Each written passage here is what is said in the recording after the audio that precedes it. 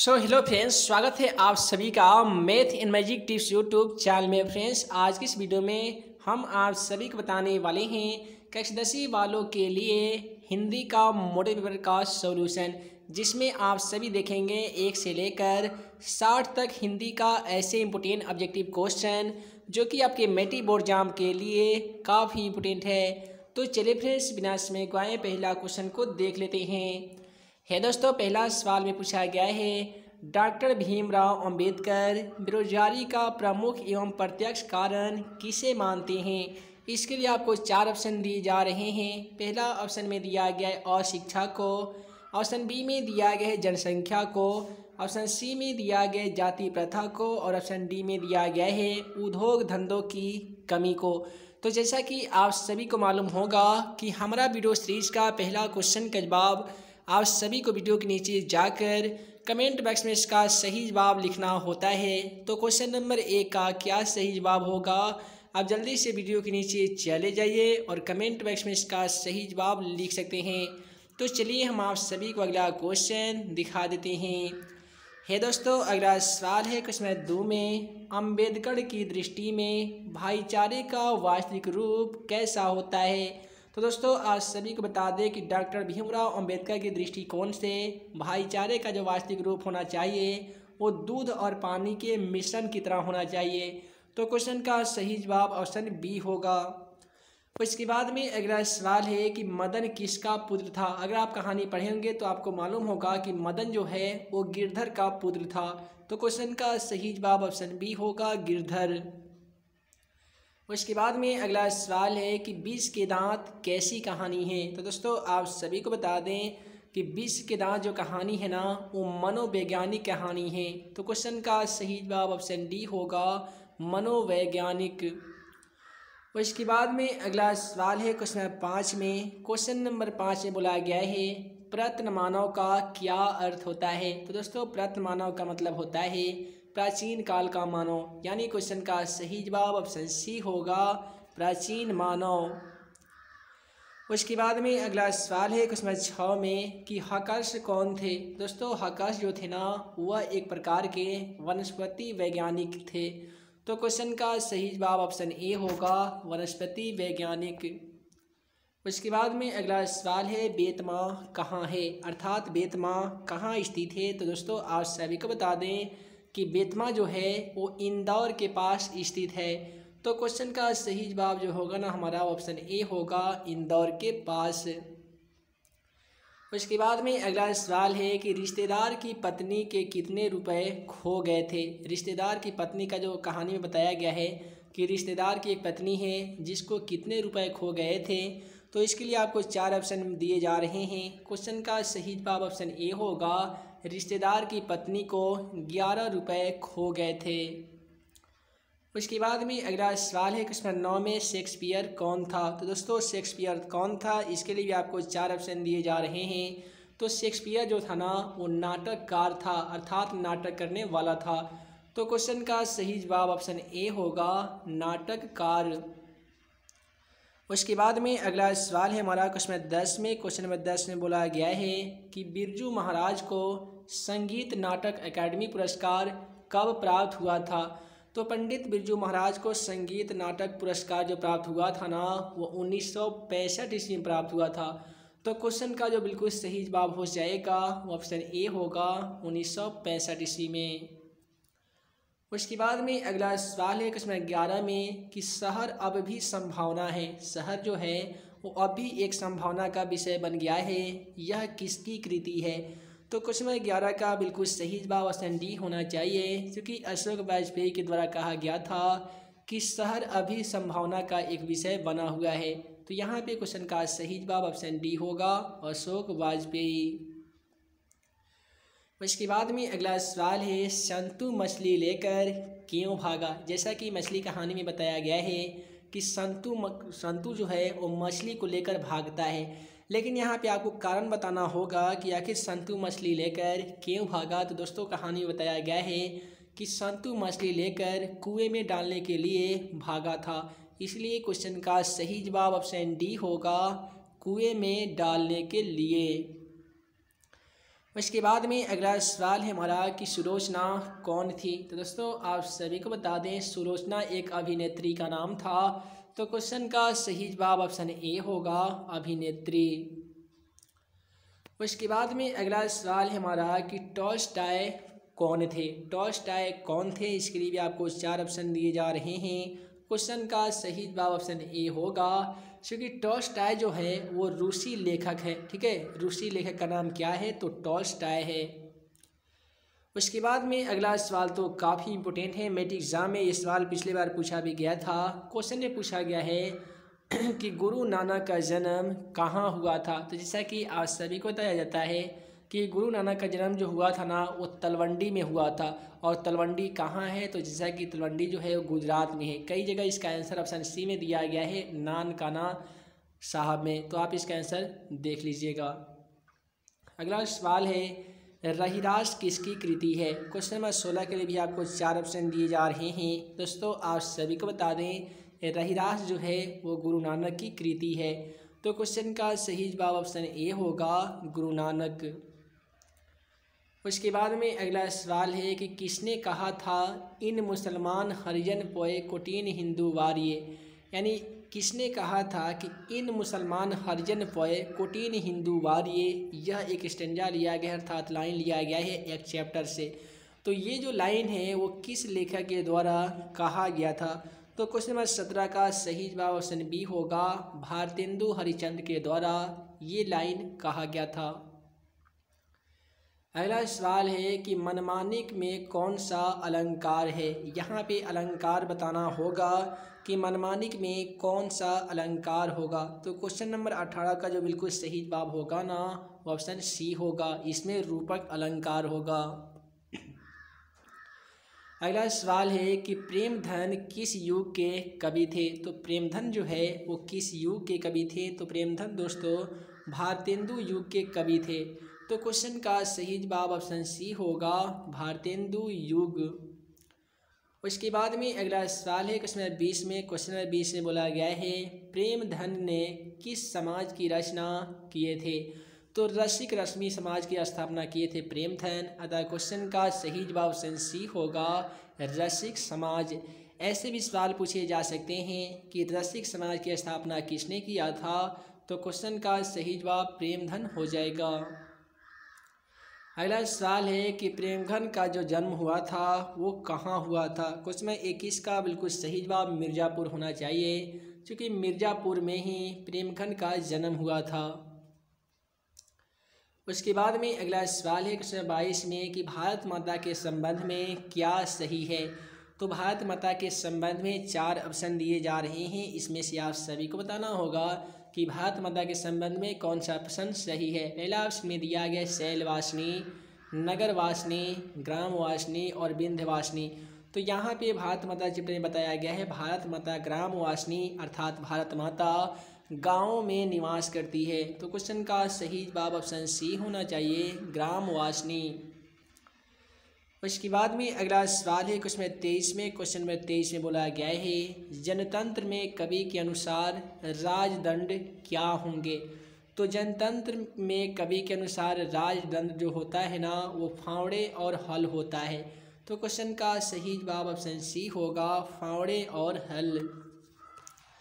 उसके बाद में अगला सवाल है क्वेश्चन नंबर 14 में, क्वेश्चन नंबर 14 में बोल रहे हैं। यहाँ पे क्वेश्चन 24 में दिया गया है अज्ञेय के नाम से हिंदी साहित्य के इतिहास में कौन सा वाद जुड़ा हुआ है। तो अज्ञेय के नाम में हिंदी साहित्य के इतिहास में कौन सा वाद जुड़ा है, तो वो जुड़ा है प्रगतिवाद। तो क्वेश्चन का सही जवाब ऑप्शन ए होगा। उसके बाद में अगला सवाल है क्वेश्चन नंबर 25 में कि कुंवर नारायण कैसे कवि हैं। तो दोस्तों आज सभी को बता दें कि कुंवर नारायण जो है वो संवेदनशील कवि हैं, इसलिए क्वेश्चन का सही जवाब ऑप्शन डी होगा, संवेदनशील कवि। उसके बाद में अगला सवाल में दिया गया है कि वीरेन डंगवाल ने या बीरेंग डंगवाल किस विचारधारा के कवि है। तो यहाँ पे उनके लिए 4 विचारधारा का नाम दिया गया है। क्वेश्चन नंबर 26 का बिल्कुल सही जवाब ऑप्शन ए होगा, वे जनवाद विचारधारा के कवि हैं। उसके बाद में अगला सवाल है निम्नलिखित में से किसका उच्चारण कंठ से होता है। तो जैसा कि आप सभी को बता दें कि कुछ ऐसा सवालात है जिसका आंसर अगर आपको न भी मालूम होगा तो आप उसको उच्चारण करके उसका आंसर ला सकते हैं। यहाँ पे बोला गया है कि किसका उच्चारण स्थान कंठ होता है, यानी वह कौन कौन ऐसा वर्ण है जिसको बोलने में जो आवाज़ आता है, ध्वनि निकलती है, वो कंठ के माध्यम से निकलती है। तो जैसा कि अगर आप बोलेंगे क, ख, ग, घ, ऐसे आप जितने भी वर्ड बोलेंगे ना, ये सभी कंठ से इसका उच्चारण होता है। तो यहाँ पे क, ख, ग, घ में यहाँ पे केवल आपको ख मिल रहा है, इसीलिए क्वेश्चन का सही जवाब ऑप्शन डी होगा ख। उसके बाद में अगला सवाल है क्वेश्चन 28 में कि हिंदी में अंतःस्थ वर्णों की संख्या कितनी होती है। तो दोस्तों आप सभी को बता दें कि हिंदी में अंतःस्थ वर्णों की संख्या 4 होती है। तो क्वेश्चन का सही जवाब ऑप्शन सी होगा। उसके बाद में अगला सवाल तो काफ़ी सिंपल है। सवाल में हमसे पूछा जा रहा है रमेश का सही संधि विच्छेद क्या होगा। तो जैसा कि हम आप सभी को बता दिए हैं, रमेश का सही संधि विच्छेद होता है ना, वो रमा जोड़ ईस होता है, इसीलिए क्वेश्चन का सही जवाब ऑप्शन डी होगा, रमा जोड़ ईस। उसके बाद में अगला सवाल है कि यशोदा का सही संधि विच्छेद क्या होता है। यशोदा का सही संधि विच्छेद क्या होगा। तो यशोदा का अगर आप संधि विच्छेद खींचिएगा तो कैसे बनाइएगा, यशः जोड़ दा इक्वल टू यशोदा, तो यशः घन दा हो जाएगा। अतः क्वेश्चन का सही जवाब ऑप्शन ए होगा, यशः जोड़ दा। उसके बाद में अगला सवाल है भाववाचक संज्ञा नहीं है। यहाँ पे 4 ऑप्शन दिए जा रहे हैं, इसमें से आप सभी को बताना होगा कौन सा भाववाचक संज्ञा नहीं है। तो लड़ाई, चतुराई, उतराई, ये तीनों भाववाचक संज्ञा है, लेकिन जो मिठाई है वो भाववाचक संज्ञा नहीं है। उसके बाद में अगला सवाल है व्यक्तिवाचक संज्ञा इनमें से कौन सा है। तो यहाँ पे 4 ऑप्शन दिए जा रहे हैं, इसमें से आप सभी को बताना होगा कौन सा व्यक्तिवाचक संज्ञा है। तो यहाँ पे यमुना जो है वो व्यक्तिवाचक संज्ञा है। अगला सवाल है पुरुषवाचक सर्वनाम नहीं है। यहाँ पे पुरुषवाचक सर्वनाम कौन सा नहीं है वहीं आप सभी को बताना होगा। तो क्वेश्चन का सही जवाब ऑप्शन सी होगा, जिनको जो दिया गया जिनको, ये पुरुषवाचक सर्वनाम नहीं है। बाकी आपको, उनको, हमको ये सब पुरुषवाचक सर्वनाम है। अगला सवाल है क्वेश्चन 34 में निम्नलिखित वाक्यों में से किस वाक्य में सर्वनाम का अशुद्ध प्रयोग किया गया है। यहाँ पे 4 वाक्य दिया गया है, इसमें से एक सर्वनाम का अशुद्ध का प्रयोग किया गया है, वो जो ऑप्शन होगा ऑप्शन सी होगा, मैं तेरे को एक घड़ी दूंगा। यहाँ पे जो सर्वनाम है ना वो अशुद्ध रूप से प्रयोग किया गया। यहाँ पे मैं दिया गया, मैं और एक बिंदु दिया गया, मैं तेरे को एक घड़ी दूंगा, जो कि एक अशुद्ध सर्वनाम है। अगला सवाल है निम्नलिखित में से कौन सा शब्द स्त्रीलिंग है। यहाँ पे 4 शब्दों का नाम दिया गया है, इसमें से स्त्रीलिंग शब्द क्या होगा। तो सहारा, सूचीपत्र, सियार, ये सभी पुल्लिंग है, परिषद जो है वो स्त्रीलिंग होगा। तो क्वेश्चन का सही जवाब ऑप्शन डी होगा। अगला सवाल है निम्नलिखित में से कौन सा शब्द पुल्लिंग शब्द है। यहाँ पे 4 ऑप्शन दिए जा रहे हैं, इसमें से आप सभी को बताना होगा पुल्लिंग शब्द कौन है। तो देख लीजिए, सुंदरता स्त्रीलिंग है, निंद्रा स्त्रीलिंग है, मूर्खता स्त्रीलिंग है, लेकिन कपट जो है वो पुल्लिंग शब्द है, इसीलिए क्वेश्चन का सही जवाब ऑप्शन ए होगा, कपट। अगला सवाल है निम्नलिखित में कौन सा शब्द एक वचन नहीं है। यहाँ पे 4 शब्दों का नाम दिया गया है, इसमें से अगर हम एक वचन शब्द की बात करें तो देख लीजिए समाचार पद जो होता है ना, समाचार, वो एक वचन नहीं होता है। तो क्वेश्चन का सही जवाब ऑप्शन ए होगा, समाचार। उसके बाद में अगला सवाल है कि वचन का क्या अर्थ होता है। तो जैसा कि इंग्लिश में आप सभी पढ़े होंगे नंबर, और नंबर को ही हिंदी में कहते हैं वचन, और वचन का जो अर्थ होता है वो कहना, बताना, संख्या, ये सभी होता है। इसीलिए क्वेश्चन का जो सही जवाब होगा ना वो इनमें से सभी होगा, अर्थात ऑप्शन डी इसका सही जवाब हो जाएगा।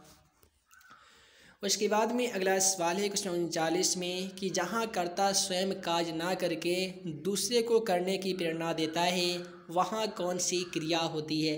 तो क्वेश्चन 39 का बिल्कुल सही जवाब ऑप्शन ए होना चाहिए, जहाँ पे कर्ता, मान लेते कोई कार्य को हम किसी को कह रहे हैं कि भाई ये काम करो, ठीक है, तो हम किसी को आदेश कर रहे हैं और अपने स्वयं काम ना करके किसी दूसरे को काम करने के लिए प्रेरणा दे रहे हैं, तो वहाँ पे जो एक क्रिया होती है उसे हम लोग प्रेरणार्थक क्रिया करते हैं, अर्थात दूसरे व्यक्ति को हम लोग प्रेरणा व्यक्त करते हैं कि आप इस काम को कर लीजिए।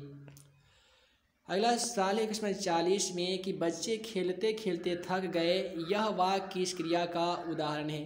तो बच्चे जो है वो खेलते खेलते थक जाते हैं, ये जो क्रिया का वाक्य होगा ये असमापिका क्रिया हो जाएगा। अर्थात क्वेश्चन का सही जवाब ऑप्शन सी होगा, असमापिका क्रिया। उसके बाद में अगला सवाल देख लीजिए, क्वेश्चन 41 में दिया गया है आराध्या बहुत तेज लड़की है, बहुत तेज लड़की है, रेखांकित शब्द है। तो यहाँ पे जो बहुत है ना, बहुत उसमें बताना होगा बहुत प्रविशेषण है या विशेषण है, संज्ञा है या सर्वनाम है। ठीक है, तो क्वेश्चन 41 को जरा ध्यान से अगर आप समझेंगे तो दिया गया आराध्या बहुत तेज लड़की है, यहाँ पे तेज भी विशेषण है, बहुत भी ये भी विशेषण यानी प्रविशेषण मिल रहा है। अगर यहाँ पे ये जो आराध्या आराध्या की बात करें तो आराध्या एक यहाँ पे संज्ञा है और इसी के बदले पे दूसरा कोई शब्द आता तो उसको हम लोग सर्वनाम कहते हैं। इसका विशेषता बताने वाले शब्द को विशेषण कहते हैं। तो विशेषता इसका तेज भी बताया जा रहा है और बहुत तेज भी बताया जा रहा है, इसलिए प्रविशेषण क्वेश्चन का सही जवाब हो जाएगा। अगला सवाल है अंगार बरसना मुहावरे का सही अर्थ क्या होता है। उम्मीद है कि आप सभी को इसका आंसर तो ज़रूर मालूम होगा कि अंगार बरसना मुहावरे का सही अर्थ क्या होता है। जैसा कि पहला ऑप्शन में दिया गया है भयंकर क्रोध आना, सूखा पड़ना, मुसीबत आना, और डी में दिया है कड़ी धूप होना। तो जब बहुत ही कड़ा धूप हो जाता है ना तो ऐसा लोग कहने लगता है कि लगता है आज अंगार बरस रहा है, यानी आसमान से आग बरस रहा है। इसीलिए क्वेश्चन का सही जवाब हमारा ऑप्शन डी होगा, कड़ी धूप होना।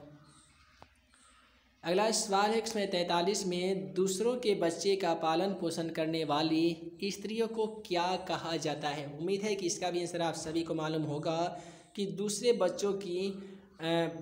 के बच्चों को पालन पोषण करने वाली स्त्रियों को दाई कहा जाता है, इसलिए क्वेश्चन का सही जवाब ऑप्शन सी होगा। इसके बाद में अगला सवाल है इसमें 44 में, क्वेश्चन में 44 में बोला गया है वह घर से बाहर गया, वह घर से बाहर गया, इस वाक्य में कौन सा कारक है। जैसा कि आप सभी को हम बताए हुए हैं कि एक होता है आपादान में भी से होता है और करण में भी से होता है, लेकिन जब यहाँ पे जुदाई की बात हो, कोई भी वस्तु किसी को छोड़कर उससे जुदा हो गया हो तो वहाँ पे हम लोग आपादान से लगाते हैं, और कनेक्शन यानी कंटेंट जब तक जुड़ा हो तो वैसी स्थिति में हम लोग करण से लगाते हैं। एग्जाम्पल के तौर पर वह घर से बाहर गया, घर को छोड़ दिया और बाहर चला गया, तो वैसी स्थिति में हमारा कनेक्शन टूट गया है, इसलिए क्वेश्चन का सही जवाब आपादान कारक होगा। लेकिन रहता कि मैं कलम से लिखता हूँ, यहाँ पे भी से का प्रयोग किया जा रहा है, लेकिन कलम से लिख रहा हूँ और कलम और हाथ के बीच कनेक्शन जुड़ा हुआ है, तो वैसी स्थिति में क्वेश्चन का सही जवाब क्या होगा, तो करण से होगा। एक चीज़ यह हमेशा याद रखना होगा कि ज़्यादा करके एग्जाम में पूछे जाते हैं कि पेड़ से पत्ते गिरते हैं, पेड़ से पत्ते गिरते हैं या पेड़ से पत्ता गिरा, तब पेड़ को छोड़कर पत्ता जुदा हो गया है, तो वैसी स्थिति में क्वेश्चन का सही जवाब आपादान कारक हो जाएगा। अगला सवाल है क्वेश्चन 45 में लंबोदर शब्द किस समास का उदाहरण है। जैसा कि पहला ऑप्शन में दिया गया द्वंद्व समास, तो द्वंद्व समास का परिभाषा होता है कि जिस समासिक शब्द का दोनों पद प्रधान हो, और लंबोदर में देखिएगा तो दो पद तो है ही नहीं है, तो प्रधान क्या होगा, तो पहला ऑप्शन गलत हो जाएगा। ऑप्शन बी को देखेंगे तो ऑप्शन बी में दिए गए द्विगु समास है। जैसा कि द्विगु समास में बताया जाता है कि जिस समासिक शब्द का पहला पद संख्यावाचक हो, और लंबोदर में देखिएगा तो कोई भी संख्या तो आती नहीं है, तो पहला तथा दूसरा ऑप्शन भी हमारा गलत हो गया। अब हमारा मिला ऑप्शन सी में बहुब्रीहि समास, और बहुब्रीहि समास में बताया जाता है कि जिस समासिक शब्द का कोई पद प्रधान ना हो, जैसे लंबोदर को हम लोग कैसे बनाएंगे, तो लंबा है उदर बनाएंगे, लंबा है उदर, तो लंबा उदर किसका है, तो जैसा कि आप सभी को मालूम होगा कि लंबा उदर यानी लंबा पेट किसका है, तो गणेश जी का है। तो जैसा कि बहुब्रीहि समास में बताया जाता है कि जब जिस समासिक शब्द का कोई पद प्रधान ना हो, इसका समस्त पद मिलकर किसी अन्य पद की ओर आकर्षित कर रहा हो, यानी अन्य पद का निर्माण कर रहा हो, उसे हम लोग बहुब्रीहि समास कहते हैं। अर्थात लंबोदर ये दो भागों में टूटेगा तो कैसा होगा, लंबा है उदर, और लंबा है उदर किसका है, तो गणेश का है। एक शब्द दो भागों में टूट गया और तीसरा वर्ड का निर्माण कर दिया, तो इसे बोलेंगे कि कौन समास है, बहुब्रीहि समास है। उसी प्रकार से अगला सवाल है दसमुख शब्द किस समास का उदाहरण। देखिए दसमुख, दस है मुख जिसका, तो दस है मुख किसका, तो रावण का है, तो इसका भी सही जवाब क्या होगा, तो बहुब्रीहि समास हो जाएगा। उसके बाद में अगला सवाल देख लीजिए। क्वेश्चन 47 में दिया गया है कि अनुवाद में कौन सा उपसर्ग है। तो उपसर्ग जैसा कि आज सभी को बताया जाता है कि उपसर्ग हम लोग उस शब्दांश को कहते हैं जो किसी शब्द के पहले जुड़कर उसका अर्थ बदल देता है, उससे हम लोग उपसर्ग कहते हैं। अब अनुवाद को ही देख लीजिए। अनुवाद को अगर हम लोग दो भागों में बांटेंगे तो क्या होगा, अनुवाद। तो यहाँ पे उपसर्ग क्या मिला, अनु मिला। इसीलिए क्वेश्चन का सही जवाब ऑप्शन बी होगा, अनु। उसके बाद में अगला सवाल है क्वेश्चन 48 में कि अर्थ का विपरीत क्या होता है। अर्थ का विपरीत अर्थात अर्थ का उल्टा कहे या विलोम कहे, उसका क्या होता है। तो अर्थ का क्या होगा, इसके लिए तो 4 ऑप्शन दिया गया है और क्वेश्चन का जो बिल्कुल सही जवाब होगा ना वो अनर्थ हो जाएगा। अर्थ का क्या होता है, अनर्थ होता है। उसके बाद में अगला सवाल है विज्ञान में कौन सा प्रत्यय है। विज्ञान प्रत्यय आप किसे कहते हैं, तो प्रत्यय हम लोग उस शब्दांश को कहते हैं जो किसी शब्द के अंत में जुड़कर उसका अर्थ बदल देता है। तो अंत विज्ञान में वि जोड़ ज्ञान, विज्ञान, विज्ञान क्या जुड़ रहा है, अंत में आन जुड़ रहा है। इसीलिए क्वेश्चन का सही जवाब ऑप्शन सी होगा, आन।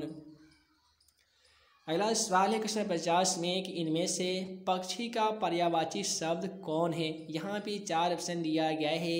इसमें से आप सभी को बताना होगा कि पक्षी का पर्यायवाची शब्द इन चारों में से कौन सा है। तो पहला ऑप्शन में दिया गया गरुड़। जैसा कि आप सभी को मालूम हुआ गरुड़ एक खुद पक्षी है, तो ये तो पर्यायवाची होगा नहीं। ऑप्शन बी में दिया है कबूतर, और कबूतर भी एक क्या है, पक्षी है। डी में दिया गया चींटी, चींटी तो कोई वर्ड है नहीं। डी में सी में दिया गया परिंदा।